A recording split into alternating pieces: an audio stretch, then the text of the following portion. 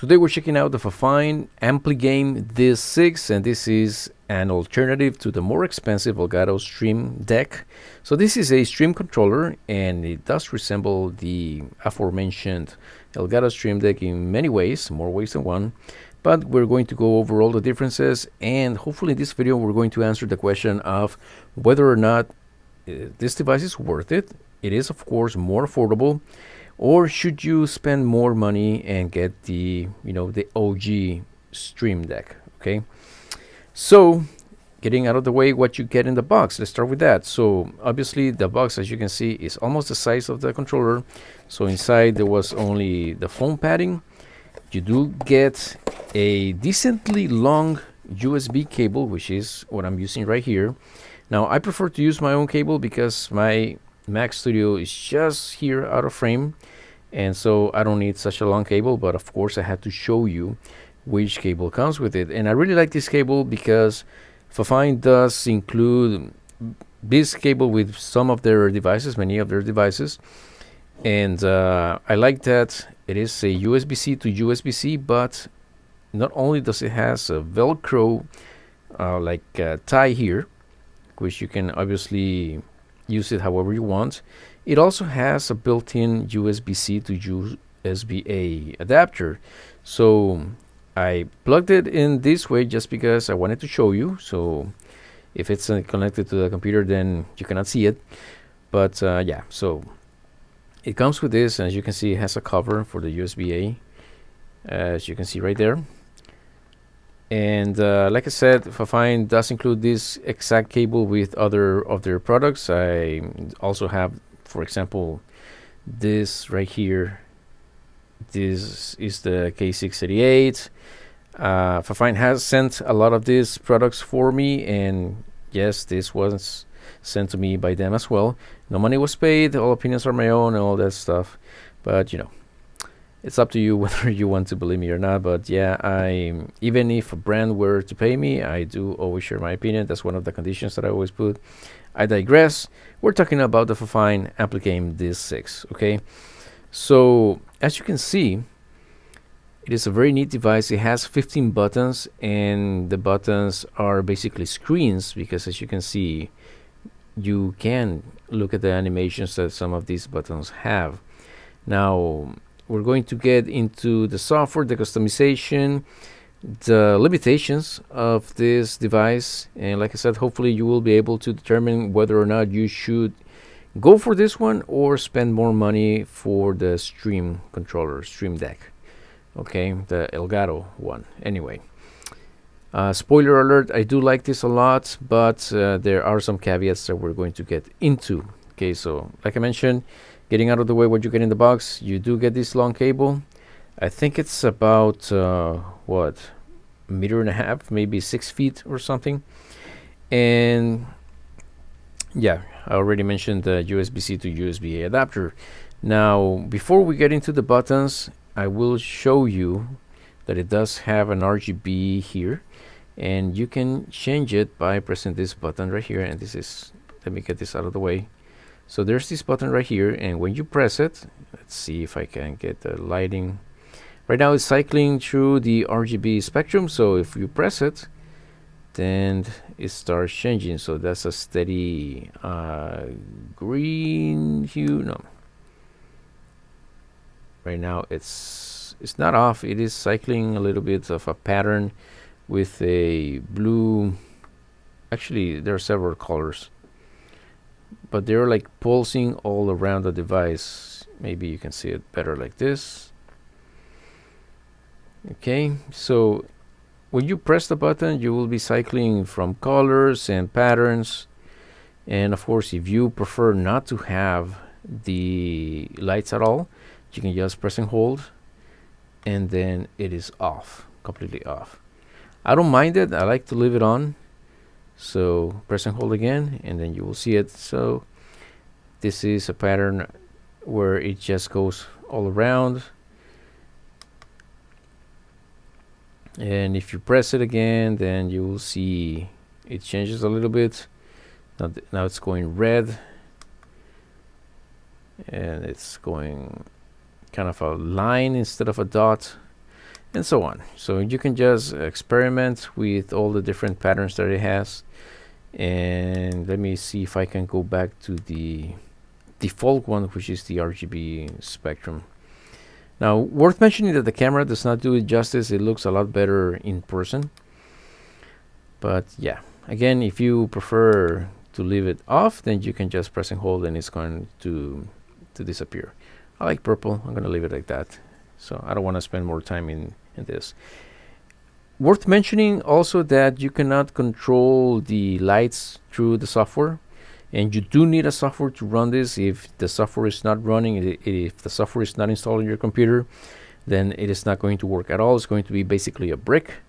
So there's that. Worth mentioning also that it is only working on Mac and Windows at the moment. Okay, so no Linux support as far as I know. Alright, so back to the buttons. 15 buttons. They are all, of course, programmable, just like the Stream Deck. And we're going to go, I'm going to show you the software. And right now, as you can see, all the buttons are related to OBS. We're also going to go through that because this does have a detection, or you can customize it so that it detects which application you have your focus on at any given moment, and it's going to change the buttons accordingly. Okay, so right now it is detecting that my focus is on my OBS, and so all the buttons here are relevant to OBS. I can go back to another screen because I did program that function to this button right here. So if I press it, it goes back to the default screen. So this is how I have it programmed for my default screen. So I have my WhatsApp that I use on my computer to communicate.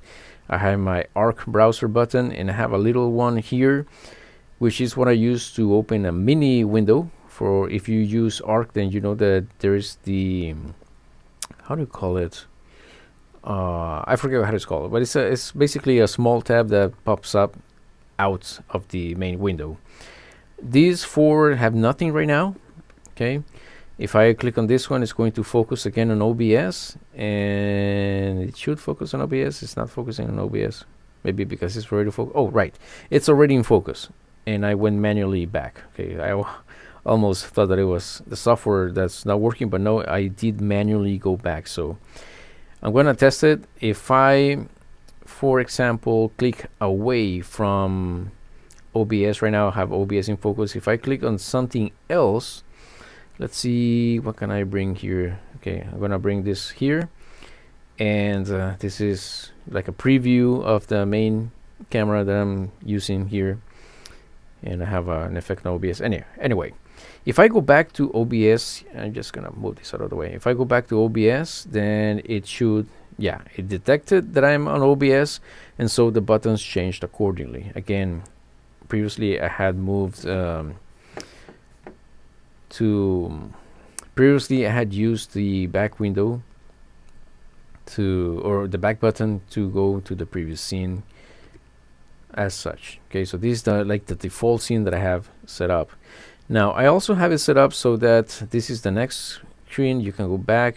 Again, this is all 100% programmable, and in this case I have this second screen, and I press here and it opening on another monitor, but I'm going to drag here the application that is used for controlling this stream controller.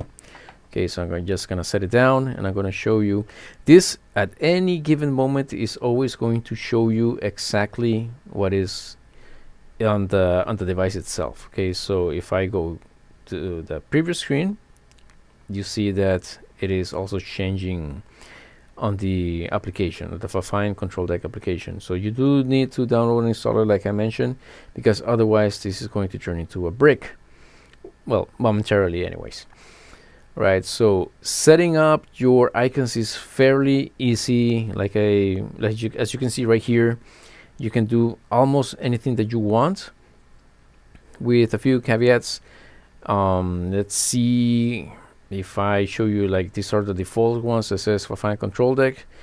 If I want to create a folder, create a folder, what's gonna do is you just drag and drop to whatever open slot you have here, and then you can type a title. So this is a new folder, And the new folder really is just going to be like an extra screen. So not only can you move from to another screen, and you can set up extra screens right here, as you can see.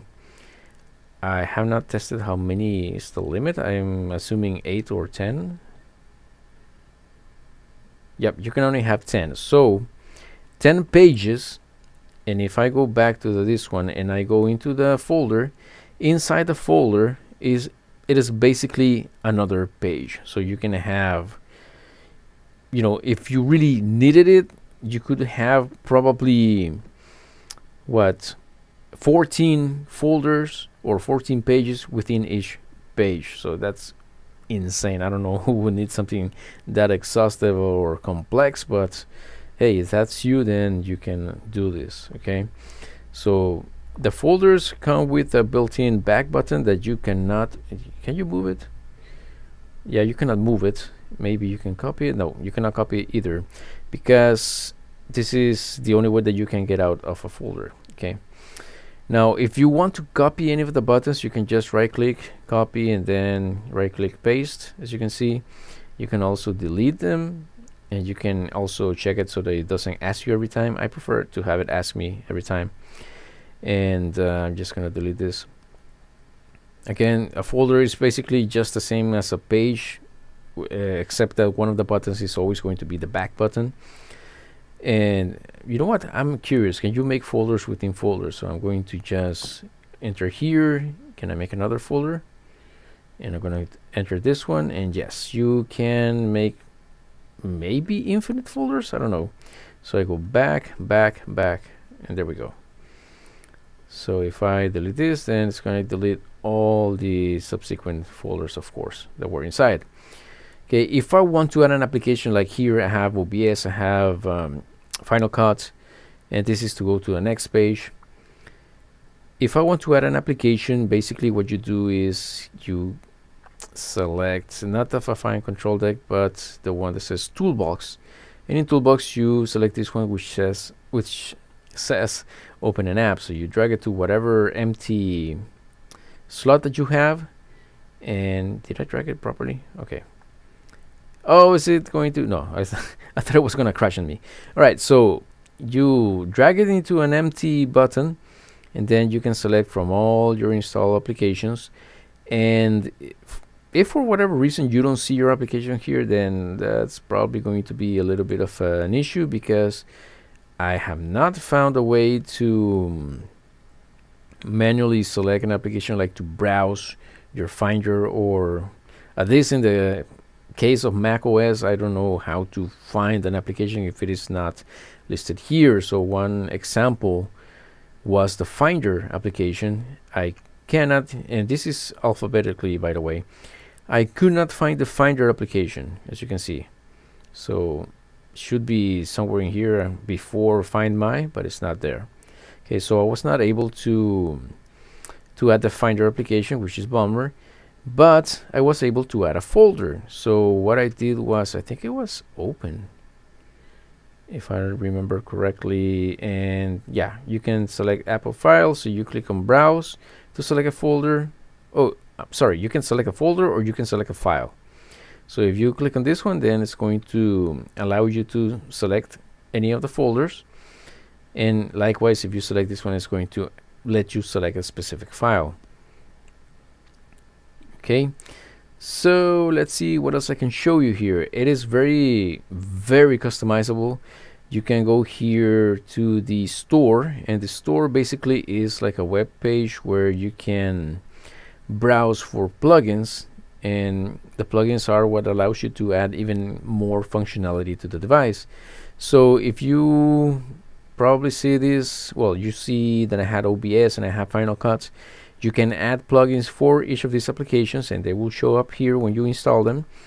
And then these are going to have common actions. So for example, for Final Cut, if you use Final Cut, you're going to be able to add a basic title, add a caption, and so on and so forth. Now, I do have to mention that in my case, a lot of this actions that I had added did not work for me. Almost none of them did. but that is probably because I use custom keyboard shortcuts on my computer. So I never use the default Final Cut shortcuts. I customize my own because I like to have everything on the left side of the keyboard. So things like copy, paste, trim and all that, they are all on the left side of the keyboard.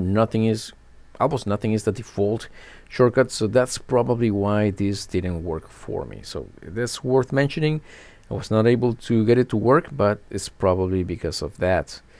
Now, if I go back to before we do that, I did mention that you can have the FIFINE control deck detect which application is being used at any given moment. So, for example, you have here OBS controls, which does change again. Whatever you have here is going to display here.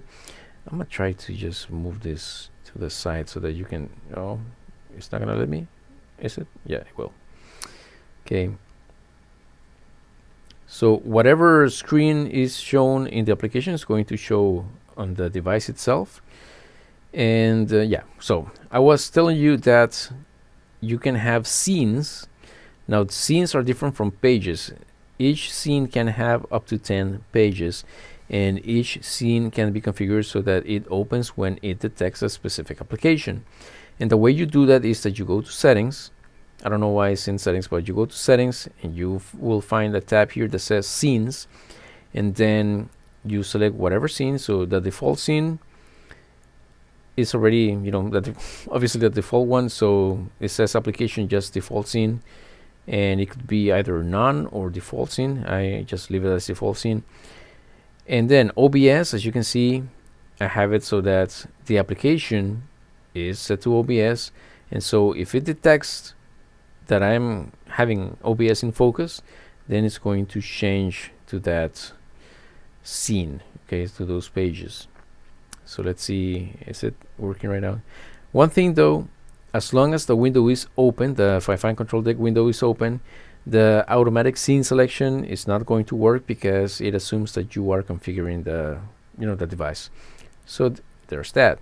If I want this to work again, I have to close it here. Click the X, and again it is now detecting whether or not the OBS in my case is in focus. So I just click OBS here, it goes to the OBS scene. If I click another application, then it goes back to the default scene. Alright, so let's see again the way I open, or I have it set up this way so that it opens the application, the FIFINE control deck, through this button right here. It is worth mentioning that for whatever reason, this application, the FIFINE control deck, does not appear on the dock. I'm speaking for macOS. I don't know about Windows because I did not try it on Windows. For whatever reason, this application will not show on the dock, and it will not show when you Alt Tab. So if I can I show you this? No, I cannot show you the Alt Tab. Okay. Anyway, when you Alt Tab, you see like a bar of all the open applications. This FIFINE control deck is not there. It's not on the list, and it's not in the dock. I don't know why. So the only way to, get this application in focus is either by using the spotlight, or in my case, I use Alfred, and then I just type FIFINE control deck, and it's gonna show up here. So then I can open it again, and also spotlight. If I go FIFINE control deck, then you can see that it loads here. So there we go. I don't know why, but you can, like I said, you cannot switch to this by pressing Alt Tab. If I Alt Tab here, it goes to all the other applications. Let's see, OBS, then because this is not open. So anyway, if I close it here, I closed it. So it is detecting that the OBS is in focus. So if I Alt Tab, it will go to another application. Alt Tab again to OBS, but whatever I do, it will never Alt Tab to the FIFINE control deck. Okay, so that's why I have it mapped here to the stream controller, so that I can open it without having to invoke Alfred or Spotlight. Okay, there's that. You can leave the icon in the dock if you want to, but no. And like I mentioned, this does have to run, or has to be running, so that you can use this control if I were to quit. So I'm gonna try quitting, and as you can see, it went brick immediately. Well, not literal brick, but it's just not working, and the only thing that it's gonna do is, no matter what button you press, it's gonna turn the screen on and off for all the buttons. So I have it to display a custom logo. I don't know how to go back to the original. The original just shows FIFINE AmpliGame D6, and with like a greenish tinted background. I don't know how to restore it. I don't care. I just like it like this. So again, the only way to open the software is either to Spotlight or Alfred in my case. So as soon as this window opens, now this goes back to life. Okay, so now it's working again, and I'm just gonna remove this before I forget. So regarding the plugins, like I mentioned, the one with Final Cut did not work for me. Again, I think that's because I have the custom keyboard shortcuts. I downloaded once for OBS. I'm gonna show you. You can search in the plugin store. For example, I just switched OBS, and it gave me a couple of plugins. So this one, this says OBS plugin, as you can see, it is loaded. However, if I'm not mistaken, there was a I don't remember if I had to download another one, because I don't see it here. I think it was already built in to the software, but you know, regardless, because I was not aware, or I did not understand how to set up OBS so that it works with the stream controller, then I thought that I had to download an extra plugin, but as it turns out, it is much easier than that. You just have to pretty much set up the a service within OBS so that you are able to connect the stream controller. It is pretty straightforward, not too difficult, but I'm not going to get into that because I don't want to make this video much longer than it already is. Now, some of the plugins that I downloaded, before I get into that, I wanted to show you, if I focus on, or if I go to the OBS controls, there are two lines right here, because one is the, I think it's the built-in plugin, and the other one is the plugin that was shown in the search results, which I downloaded extra. So like I said, it does control the Stream Deck. You do have to configure them independently. They do have an option to auto detect the configuration, which is pretty cool. That makes things a lot easier to control. But as you can see, this is highlighted. So this is the scene that I'm using right now in OBS. If I click either this one or this one, it's going to change the scene, as you can see. So hello, bigger. And it also changes this one right here. So if I go back to the previous one, it updates this one here, because what I like about this plugin is that it shows you which one is selected, and I just noticed that this thing is not recording. Okay, it doesn't matter. I thought it was a big deal, but I was recording the whole screen anyway, so sorry about that. Yeah, so I should have noticed that it wasn't recording, but anyway, if I could press either one of these, it will start recording. As you can see, now I see the indication that it is recording. Alright, so anyway, it is what it is, you know, real-time, transparent. You know, you're looking at what I'm looking at, and you're seeing if I have any trouble live, whatever. I don't want to digress anymore. So yeah, like I mentioned, this plugin does show you what is being selected at any given moment. Okay, so this is only the top down, this is only the webcam, this is a large section of the webcam. on top of the top down, and this is the one that I usually use for, you know, all my videos. So it's going to be a little bit weird in the intro. Now that I think about it, I'm gonna use some B-roll, whatever. Anyway, I have had some instances in which the plugins just stop working, and if that happens, what I do is I just quit the application. And now that I'm at it, if you just press on the X, it closes the window, but it does not quit the application. So it's going to show up here in the status bar if you're on macOS, probably in the tray if you're on Windows. Again, I didn't test it on Windows. But if you need to quit the application, then you will have to actually go Command Q on Mac, or, you know, File Exit on Windows. Okay, so let's go back here. If you're wondering how to change the logo that I had, this is in the settings, and you go pretty much on device, and here there's a button that says replace the boot logo, and the resolution has to be 800 by 480. So I did have to edit my graphic for that specific dimension. This in Chinese, I don't know what it says, and I didn't bother translating. As you can see, you can also change the brightness of the device. So let me just get it closer over here. I don't want to reflect. Maybe this would be kind of good. Okay, so if I increase the brightness, I don't think you notice a difference really, except if you go under. Again, this is because the camera does not do it justice, but I always keep it like a halfway. And there is an automatic screen off, so really you can set it to 1 minute, 5 minutes.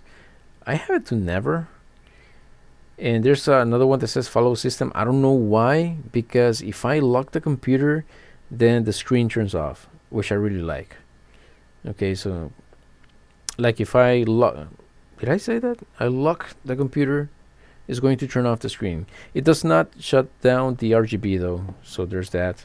So if the RGB is annoying to you, again, you just have to press and hold the button to turn it off. But yeah, I do like that when you lock the computer, the whole device just goes blank. It might show the logo for a little bit, but then it just goes blank. And if you press the buttons, all it does is show the logo or turn off the screen again, and so on. Now, about the buttons, now that I mentioned this, like I mentioned, or like I already said several times, each of these buttons is a screen. So that's cool. Some of them have animations, and I have seen that the ones that have animations are the ones that are built in. So I have not found a way to use a GIF or an MP4 file or a video file as an animation. There probably is a way. I have not looked into it, to be honest. But anyway, the buttons, they are okay. They are mushy, I will say that. And let me just, yeah, they are not clicky at all, so it's not like using a mechanical keyboard or anything like that, or a mechanical shortcut macro key or something like that. It does not feel like that. I really wish the buttons would feel much better, but yeah, they are mushy. Sometimes you feel like you do have to be very deliberate with the presses, because I have noticed that sometimes a light press does not open the application or do the actions. Like if I lightly press, it did work. Sometimes I feel like it doesn't work with light presses, and I have to be very deliberate with the the button presses. So you do get used to it. But yeah, I have not tested an Elgato Stream Deck, so I don't know how the buttons compare. But because this is an affordable device, I do imagine that this does not feel as good as the Stream Deck by Elgato. But I am just assuming, okay? Let me be clear about that. But yeah, there's so much customization. One of the cool plugins that I found was this one that lets me select which sound device the computer is using at any given moment. So I have this one for my Sound Blaster G8, and this one for the headphones that I'm using right now, which are also by FIFINE, by the way. And are you seeing them? See, they got cool RGB, by the way. And I like this headset, by the way, because of the microphone. So this whole time you have been listening to the audio of this headset. So I think it's cool. I think it's good enough for even a YouTube video, but I digress.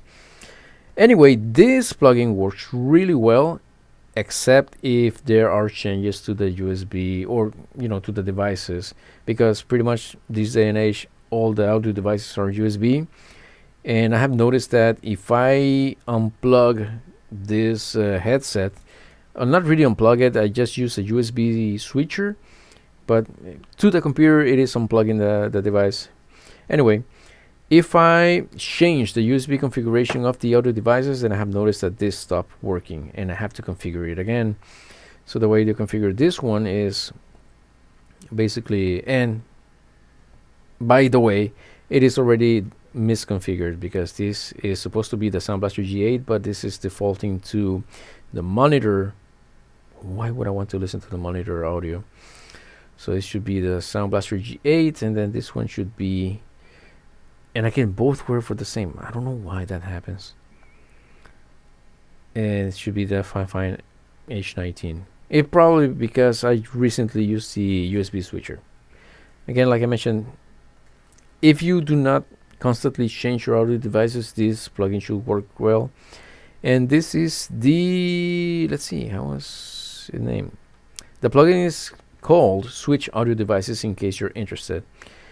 Again, if you don't constantly switch your audio devices or the connection of your audio devices, this is going to work excellent. And you can change the icons. You can, by the way, you can click on the little cog icon right here, and you can select a local file, so an image file. You can use the icon library. So these are ones that come with the control deck. These are ones that you can download for yourself, such as these ones. I really like this one's the neo retro style. I haven't set it for many of them, just like a few of these, but yeah, you do have the option. It is worth mentioning that the App Store is not very populated right now, so there are a ton of plugins, I must say, but a ton of the plugins that I see here are worthless to me. I don't need any of them, but there is probably something for you over here. Oh, this is VLC remote. Might look into that one because I do use VLC every once in a while. So there are things like controlling your YouTube music.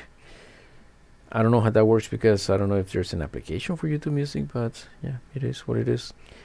And I heard somebody say that some of these plugins apply only to Windows and only applies only to Mac, and you can download either one on either operating system. So I don't know why, because Mac plugin is not going to work on Windows, because for example, if you have Final Cut plugins, you're never going to use Final Cut on Windows. So I don't know, it's one of those weird quirks that you can see with this software. If you go to icons, I didn't find a huge selection of icons. As you can see, these are all the ones that are here, and some are for when you are using Photoshop or using Blade. You got this is the retro ones that it's called neon grids, and yeah, so there are some. What are these like? It doesn't have a count, but 2, 4, 6, 8, only 8 icon packs. So yeah, not many. Like only one for gaming, and general there are 6, artistic 1. So yeah, so not many icons. So if that's super important to you, and you still want to use your custom icons, there is a way to do it. It's also worth mentioning here that you get a ton of tutorials. So these are all YouTube videos that if you click on this one, then it will open the YouTube window with the video. Okay. If you want to use an icon that, or an image for an icon that you definitely do not find the file for, when you are configuring here with the settings icon, you can screen capture. So that's pretty cool. You can just click on this, and I'm going to, for example, just add a new find and not a page indicator, the toolbox, open an application, and I'm going to choose what, maybe Audacity. And it does use the application's icon by default, but if you want to change it, again, you press the cog, and you can use screen capture, and you can have it like proportional scaling, a rounded corner. So I like to select this. And it can also be a circular, so if you prefer a circular screenshot, then there's that, but I'm just going to use a rounded corner. And I'm going to click on screen capture. Screen capture, okay, it hides. For whatever reason, it's taking me to another desktop, but if I were to, screenshot my face here, then it's already rounding the corners. I don't even know if you're looking at this. And then there is, a checkbox, a check mark, an X to exit the screenshot. The check mark is to complete the screenshot, and then there's a one that says save screenshot, which I suppose is a file. So there we go. It did allow me to select a screenshot. So wherever the application has the focus, so in my case I have 4 monitors, so that's why it can become a little bit messy. So wherever this window is in focus and you select the screenshot, then it's going to hide and then allow you to select a screenshot. In my setup, because I have screen recording and I'm doing all these crazy things, then that's why it got all wonky. But yeah, I don't want to digress too much, but you can do it, and as you can see, it did round the corners very, very well. If I go all the way here, it has the really nice rounded corners, so pretty cool. Very, very customizable. All right, so there's so much that you can do here, and there are a couple of caveats and limitations like I mentioned. So one of them, to recap, the keys are kind of mushy. Some of the plugins are limited or a little bit buggy, like this one for changing the audio devices. Again, this I'm pretty sure it's because I changed my audio devices physically a lot, so that's probably why. I'm almost certain that's why. And other than that, the amount of plugins in the marketplace or app store is very limited. I'm pretty sure that the Elgato Stream Deck has a ton more, but again, I haven't used that device, so I'm just speculating. But it is a more popular device, so there's that. I have been enjoying this device so much because I don't only use it for OBS. I mean, I only use OBS when I'm making these YouTube videos or Amazon videos. And the thing is that I use this for productivity. If you are looking for a way like a macro pad or something like that, but that is a lot more customizable than just a regular macro pad, this is an excellent alternative to that. If you can get over the mushy feel of the keys, I don't mind it. I got used to it pretty quickly. It was just disappointing, I guess, because I expected something a little bit more clicky. But anyway, I got used to this, and I feel that it is a device that helps me so much with opening applications that I usually have to either look for in the dock or go Alt Tab. And if you use macOS, you know that Alt Tab, I think in Windows too, if I remember correctly, the Alt Tab just changes the order of the applications according to when you last used them. So there's not like a set way to train your muscle memory to say that's okay, Alt tab tab tab, and then this specific application that you want. Probably a bad example, but hopefully you understood what I'm trying to say. Anyway, with this, you always know that your browser is on this button, then your communication program is on this button, then your work-related programs is on this button. You can make folders, you can have several pages, a ton of pages. The software is not flawless, okay? So I have had some instances where the application didn't work as I expected. I say application, what I mean is the stream controller, but yeah, so it's not perfect, but the original device is a lot more expensive. I think it's about twice as much, if I'm not mistaken. So this is a very good alternative, especially considering the price. So is it worth it? If you are not a professional streamer or you're not aspiring to be a professional streamer and all you want is productivity, then this is definitely worth it. I don't think that you necessarily need to spend a lot more money if what you're going to be using this for is productivity. If you're going to be streaming with OBS or something similar and not doing it professionally, so to speak, then this should work perfectly as well, with a couple of caveats every now and then. But as long as it's not something that is going to affect you, like if the software suddenly decides to stop working, then all you have to do is quit the application and open it again, and it's going to reset the functionality. So if you can deal with that, and not saying that it happens a lot, this to me probably has happened like 2 or 3 times at most, and I have been using this for 3 weeks now. So 2 or 3 times in 3 weeks, I think it's decent, okay, in terms of stability. So I think that you don't need to spend that much, okay? But if you really want to get into like Twitch streaming or YouTube live, or whatever, any other software where you are doing this and you're making money off of it, and you really care about the stability and quality, you might want to go for the other more expensive device.